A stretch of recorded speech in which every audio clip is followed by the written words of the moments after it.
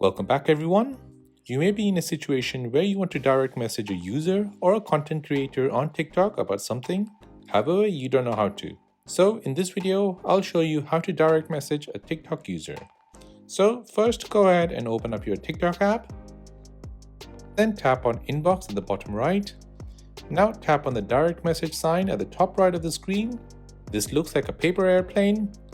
Now tap on the plus sign and enter a username you want to direct message to. You will see a list of users on this page. These are the users who are following you. However, that is not a complete list. Go ahead and type your message and then send it off. Another way of sending a direct message to a user on TikTok is by going to their profile. Then tap on the three dots at the top right. Then down below, tap on Send Message. In this box, type in your message and send it to the user.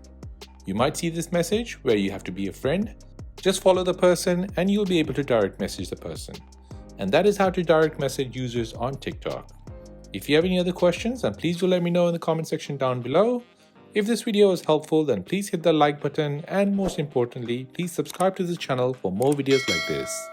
Thanks for watching and see you in the next one.